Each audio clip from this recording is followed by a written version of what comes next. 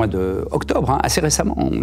On a réuni un certain nombre d'acteurs académiques au niveau européen qui sont des experts en social, des experts en data science, des praticionneurs de la démocratie comme nous, et des associations de défense de la démocratie assez historiques, un florilège de gens extrêmement conscients du sujet. C'est comme ça qu'on a rencontré Télécom. Nicolas Gladys a immédiatement souhaité accompagner le sujet avec Winston et on a pu travailler très fortement ensemble. Et du coup, avec une approche où on prend le meilleur des chercheurs, mais dans une démarche qui n'est pas une démarche de recherche. On n'a pas le temps. On est dans une démarche où vous prenez tout ce que vous avez acquis, tout ce que vous savez, et on se pose la question de comment on protège le 9 juin, quel qu'en soit le prix. On est arrivé avec un bouclier démocratique. Ce bouclier démocratique contient 10 actions qu'on est en train de déployer avec les institutions. La première concerne la période de réserve. Dans certains pays, la plupart, mais pas tous, avant l'élection, le jour d'avant ou 2 jours avant, on n'a pas le droit de parler politique à la télé. C'est un avantage pour les fake news. C'est-à-dire qu'à ce moment-là, on peut aller dire n'importe quoi sur les réseaux sociaux et on ne peut pas dire sur les médias traditionnels que c'est faux. Et donc on se retrouve dans une situation où cette période de réserve est contre-productive. Ce qu'on a proposé, notamment aux institutions européennes et notamment au commissaire Breton, c'est d'activer une des clauses du Digital Service Act, le DSA, pour forcer les plateformes à mettre en place pendant 3 jours une déviralisation des contenus politiques. Hyper simple. Tous les contenus politiques, qu'ils soient vrais, qu'ils soient faux, qu'ils soient d'un candidat officiel ou d'un espion russe, tous ces contenus sont publiables, pas de problème avec le droit d'expression, mais sont non partageables. On déviralise pendant 2 ou 3 jours, on protège la totalité du territoire européen de la viralité des fake news, de façon à protéger le libre arbitre des citoyens. Deuxième exemple, là c'est avec le commissaire Jourova, on travaille sur un code de conduite des partis et des candidats.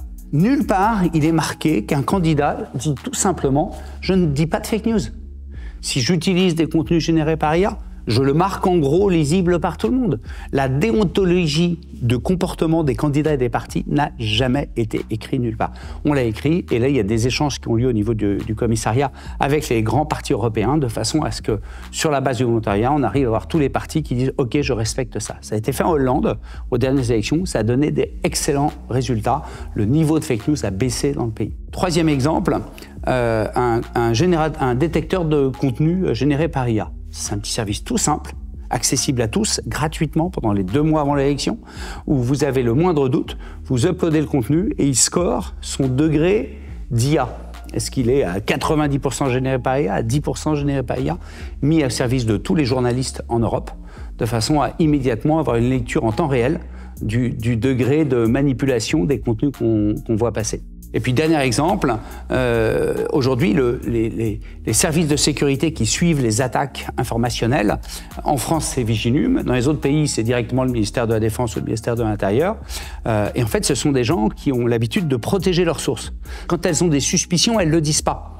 Or, on a besoin d'avoir une météo des suspicions. On a besoin d'avoir météo du jour, voilà 5 attaques probables, on se fout de savoir qui c'est. On a besoin que tout le monde puisse le relayer ou en tout cas aller voir si les punaises de lit sont un vrai problème ou sont été justifiées par une attaque virale. Et donc ça, c'est très compliqué à mettre en œuvre et on s'y attache aussi. Alors cette contrainte sur les réseaux sociaux ou les médias sociaux concernant la Covid période, en fait le DSA sépare 2 catégories, les réseaux sociaux à part entière. Donc là on parle de TikTok, de Instagram, de Facebook, de Twitter. Et là c'est vraiment dans un cadre où le DSA a la faculté d'imposer les choses. Par exemple, sur Facebook, vous publiez quelque chose, c'est comme si vous le publiez à vos amis. Donc, vos amis le reçoivent, mais en revanche, il n'y a pas le système de viralité qui se met en place et vous ne pouvez pas le repartager. Sur les messaging apps, les services de messagerie comme WhatsApp, Telegram, Signal, là, c'est une autre affaire parce que c'est une autre catégorie dans le DSA et les dispositions sont plus légères. Et toutes les plateformes ont fait une déclaration commune de leur volonté de mettre en place des choses pour se protéger des élections. On n'a aucun doute sur le fait que les plateformes ont envie de trouver des solutions.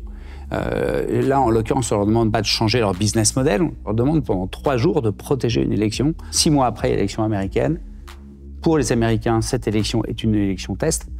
Donc je pense qu'il y a une grosse volonté des plateformes de se plier à ce jeu-là.